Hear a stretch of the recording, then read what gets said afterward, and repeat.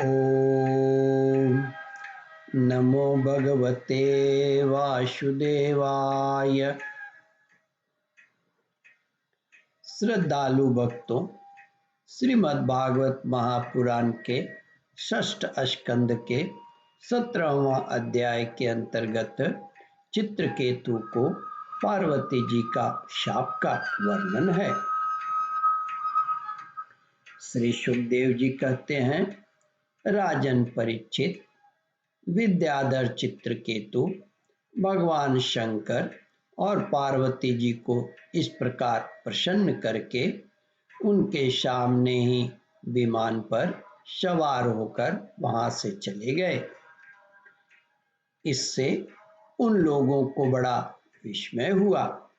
तब भगवान शंकर ने देवता, ऋषि, दैत्य, सिद्ध और पार्षदों के सामने ही भगवती पार्वती जी से यह बात कही।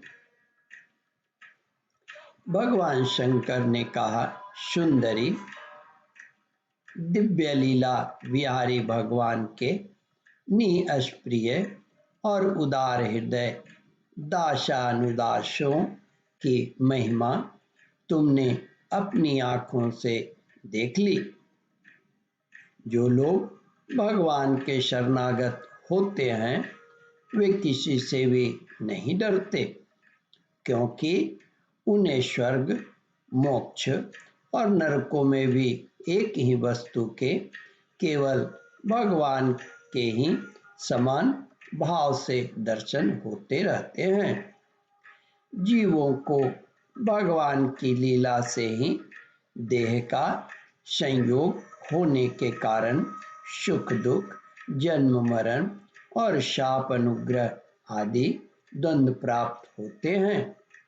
जैसे स्वप्न में भेद भ्रम से सुख दुख आदि की प्राप्ति होती है और जागृत अवस्था में ब्रह्मवश माला में ही सर्प बुद्धि हो जाती है, वैसे ही मनुष्य अज्ञानवश आत्मा में देवता, मनुष्य आदि का भेद तथा गुण दोष आदि की कल्पना कर लेता है। जिनके पास ज्ञान और वैराग्य का जिनके पास ज्ञान और वैराग्य का बल है और जो भगवान वासुदेव के चरणों में भक्ति भाव रखते हैं, उनके लिए इस जगत में ऐसी कोई भी वस्तु नहीं है जिसे वे हे या उपादेय समझकर राग द्वेष करें। मैं ब्रह्मा जी, सनकादि, नारद, ब्रह्मा जी के पुत्र भृगु आदि मुनि और बड़े बड़े देवता कोई भी भगवान की लीला का रहस्य नहीं जान पाते। ऐसी अवस्था में जो उनके नन्हे से नन्हे अंश हैं और अपने को उससे अलग ईश्वर मान बैठते हैं, वे उनके स्वरूप को जान ही कैसे सकते हैं। भगवान को न कोई प्रिय है और न अप्रिय, उनका न कोई अपना है और न पराया। वे सभी प्राणियों के आत्मा हैं, इसलिए सभी प्राणियों के प्रियतम हैं।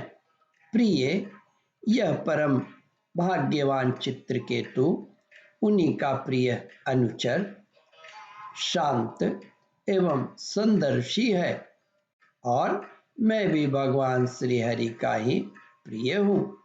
इसलिए तुम्हें भगवान के प्यारे भक्त, संत, समदर्शी, शांत, समदर्शी महात्मा पुरुषों के संबंध में किसी प्रकार का आश्चर्य नहीं करना चाहिए। श्री सुखदेव जी कहते हैं, राजन परीक्षित, भगवान शंकर का यह भाषण सुनकर भगवती पार्वती की चित्तवृत्ति शांत हो गई और उनका विस्मय जाता रहा। भगवान के परम प्रेमी भक्त चित्रकेतु भी भगवती पार्वती को बड़े में चित्रकेतु भी भगवती पार्वती को बदले में शाप दे सकते थे, परंतु उन्होंने शाप न देकर उनका शाप सिर चढ़ाया।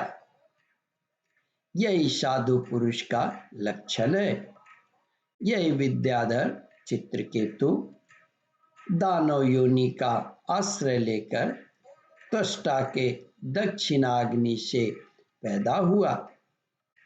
वहां इनका नाम वृतासुर हुआ और वहां भी वे भगवत स्वरूप के ज्ञान एवं भक्ति के परिपूर्ण वही वृतासुर हुआ और वहां भी ये भगवत स्वरूप के ज्ञान एवं भक्ति से परिपूर्ण ही रहे। तुमने मुझसे पूछा था कि वृतासुर का दैत्य योनि में जन्म क्यों हुआ और उसे भगवान की ऐसी भक्ति कैसे प्राप्त हुई। उसका पूरा विवरण मैंने तुम्हें सुना दिया। महात्मा चित्रकेतु का यह पवित्र इतिहास केवल उनका ही नहीं, समस्त विष्णु भक्तों का महात्म्य है। इसे जो सुनता है वह समस्त बंधनों से मुक्त हो जाता है।